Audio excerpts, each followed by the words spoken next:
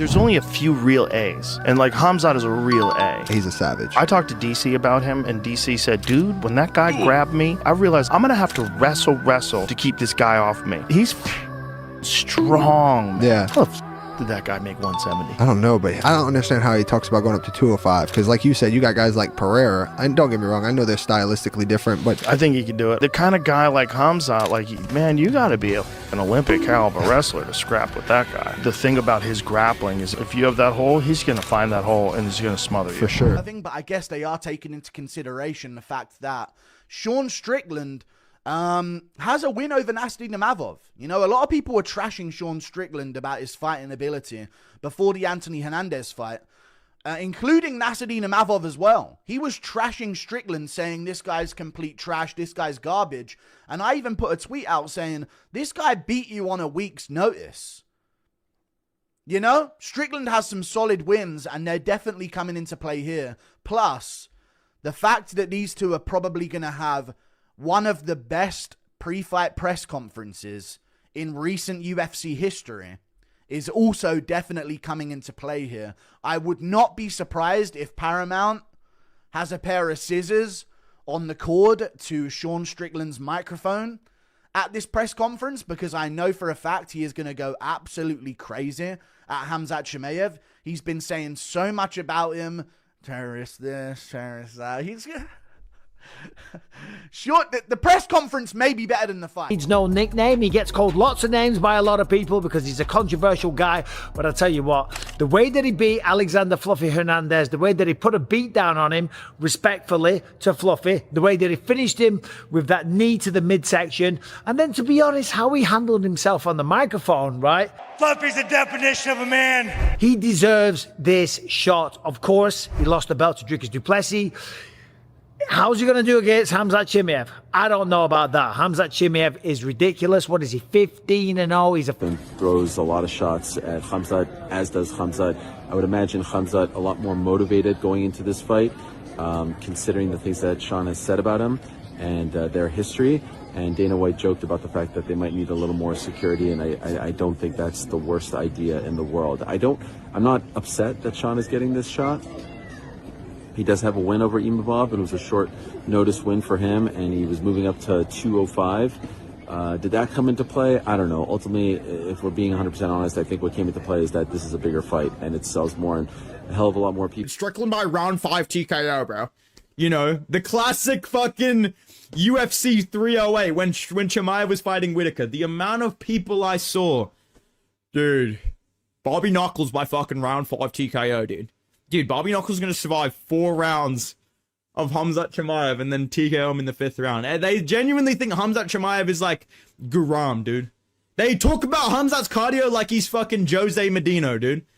I don't think he's going to drastically gas out fighting Sean Strickland. That's one reason why I'm picking him, despite the fact that I think Sean Strickland can get back up from the takedowns. He can. The UFC has officially locked in one of the most discussed fights in the middleweight division, and fans have been waiting for this one. Sean Strickland and Khamzat Chimaev are now set to meet, and the reaction has been immediate. This is not just another fight announcement that gets attention for a day and fades out. People are already talking about the background, the tension, and the way these two styles could collide once the cage door shut. That is the reason this matchup is pulling so much interest already. At the center of it all is a very simple but very dangerous style clash. Sean Strickland is known for his pressure, his jab, and the way he keeps forcing a fight to happen on the feet. He is steady, stubborn, and hard to shake once he gets into his rhythm. Khamzat Chimaev brings the opposite kind of threat. His wrestling changes everything fast, and when he starts driving forward and forcing contact, a fight can stop looking competitive in a hurry. That contrast is what gives this matchup so much heat. A lot of analysts have already jumped in with their breakdowns because there is no easy answer here. If Strickland can keep the fight standing, a lot of people think he can create real problems. If Chimaev starts landing takedowns and forcing long grappling exchanges, then the whole night could swing the other way very quickly. That is why this fight has become such a major topic already. It feels like the kind of matchup where one fighter's strength runs directly into the other man's best weapon, and that usually makes for a serious test on both sides. This is also one of those fights where every small moment could matter more than usual. Yet distance, timing, pressure, takedown defense, recovery, all of it becomes important. Fans are not only only interested because both men are dangerous, they are interested because this fight asks a question that always grabs attention in MMA. Can a striker with pressure and discipline hold off an elite grappler, or does the wrestler eventually take over? That is the real story behind the excitement, and it is why predictions have already started pouring in from all directions. That could be a problem, but realistically,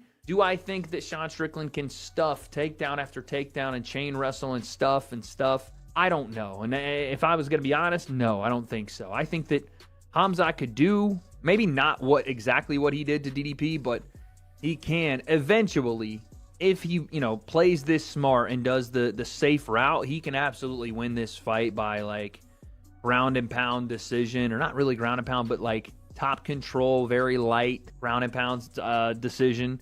Or he could submit Sean Strickland. I could easily see him getting to the back and, with that freakish level strength he has and the squeeze, that could be part of it as well. So yeah, I am so in for this event though. That's so sick. May 9th, Strickland and Khamzat Chimaev. He's on the feet for a very, very long time. I can see Strickland. If it is on the ground for long periods or even early, I'm saying Chimaev probably washes him.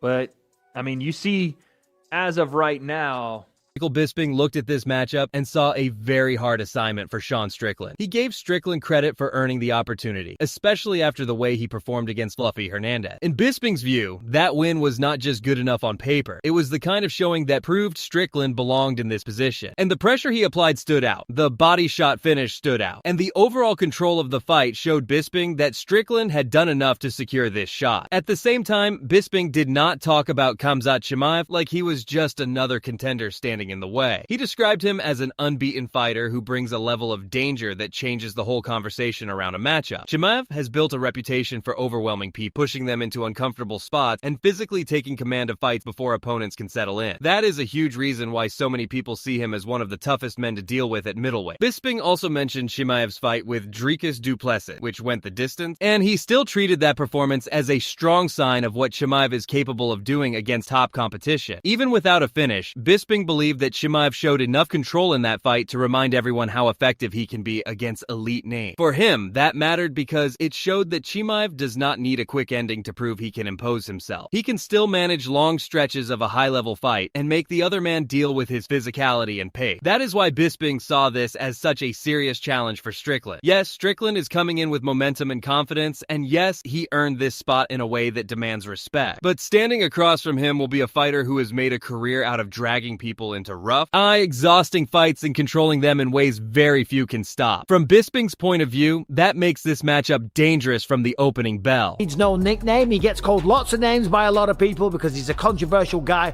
But I'll tell you what, the way that he beat Alexander Fluffy Hernandez, the way that he put a beat down on him respectfully to Fluffy, the way that he finished him with that knee to the midsection, and then to be honest, how he handled himself on the microphone, right? Fluffy's the definition of a man. He deserves this shot. Of course, he lost the belt to Dricus du Plessis.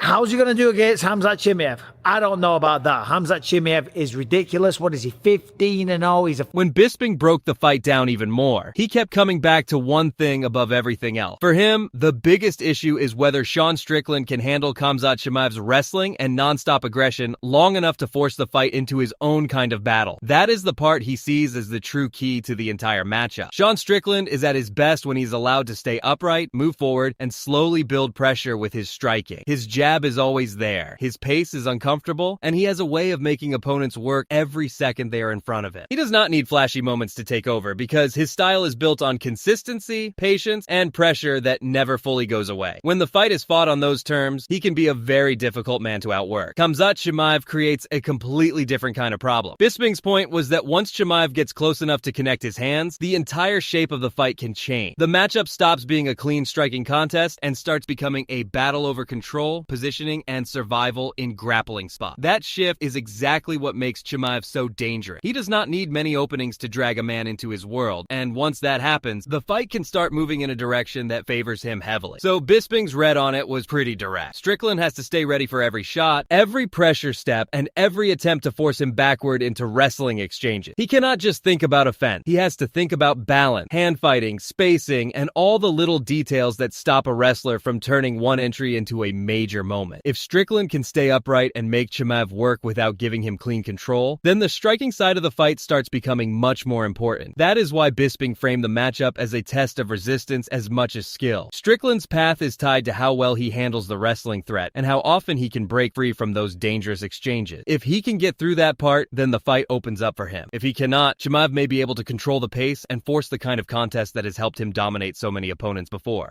I know Imavov beat Kyle Bohaya, but when you look at it, Strickland's already beat Imavov. Yeah, it was a while ago, but a win's a win. And he just put a beat down and a stoppage on Fluffy, right? Imavov beat Kyle Bohaya by decision. And we all know this sport's about what have you done for me lately. There is a backstory between Chimaev and Sean Strickland. They have trained with one another. There's a bit of shit talk. There's going to be bad blood. We know that the lead up to the fight will be goddamn insane, right? Chimaev doesn't hold back. He talks shit, but in a kind of reserved way, but like he truly believes in himself. And Sean Strickland is just going to go on the full offensive. We know that. We know that. He's going to be talking some crazy shit. Dana even joked about it on the little show that we did there. He said they're going to need extra security for that fight during the fight week, leading up to the fight, after the fight, in the fight. It's going to be a mad one because Sean Strickland doesn't hold back. And you know what?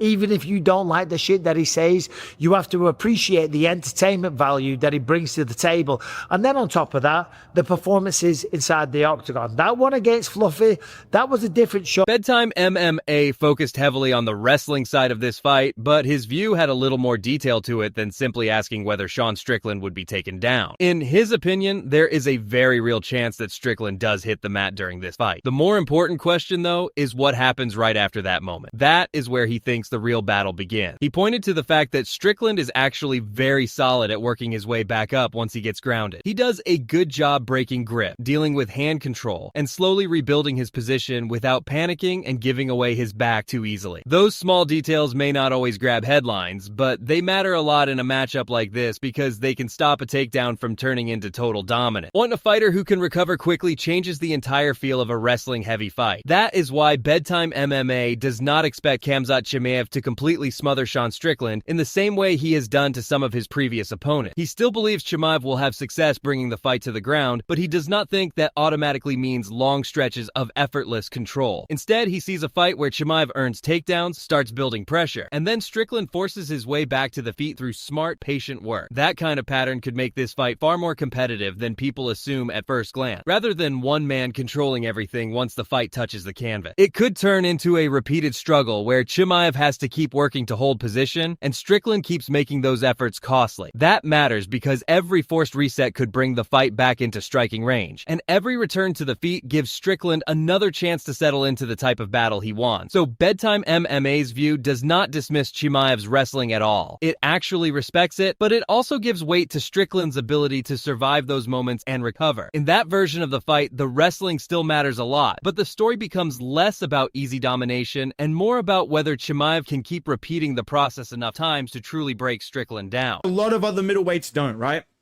Because Khamzat doesn't have to get perfect setups to take you down. He has that BJJ threat that allows him to rack up control time. But Sean Strickland is very high level in his ability to break the grips, to fight the hands, to get back up to his knees and to his feet without giving up his back too much, without putting his neck out there and getting submitted. Because that's the real danger with a guy like Khamzat Chimaev, right? You fucking wrestle up the wrong way, you're ending up on BJJ Fanatics, dog. You wrestle up the wrong way. You put your head out there. What's up, guys? Today we're going to break down how Khamzat Chimaev got the finish. That you're going on IG Reels, bro. You know what I mean, dude? Jack Slack's making a 30-minute video about how you got rear naked choked, dog. But Khamzat Chimaev is so good at just controlling people because of that threat. And that's what makes this difficult. Is Sean Strickland, if you give up your back as him, you're going to spend all round on bottom getting beat up, threatened with subs, and when everything gets stripped down, this matchup still comes back to one central fight inside the fight. Can Sean Strickland stop enough takedowns, escape enough bad positions, and keep enough of the action standing to make his striking count? Or will Khamzat Chimaev's wrestling pressure end up shaping the whole night? That single question is hanging over every prediction people are making right now. That is why opinions are so divided. Strickland has a style that can frustrate people, wear them out, and slowly push them into mistakes when the fight stays on the feet. Chimaev brings the kind of grappling threat that can erase striking plans very quickly. quickly once he closes the gap. Put both of those things together, and you get a matchup that feels tense from the start because every exchange could move the fight toward one man's strongest area. There is also a reason this fight feels so easy to debate. Both fighters bring something that can completely alter the result. Strickland's pressure and jab can change the tempo of a fight, but Chimaev's takedowns and physical control can change the entire location of it. That is why so many people are watching this one closely already, because it is not just about who is tougher or more dangerous overall. It is about who gets to fight in the way that suits him best. Now it is time to hear from you. Tell us who you think wins this fight and what you think decides it. Drop your prediction in the comments, hit the like button, subscribe to the channel, and stay locked in for more MMA content. And before you go, make sure you subscribe and turn on notifications so you do not miss the next upload.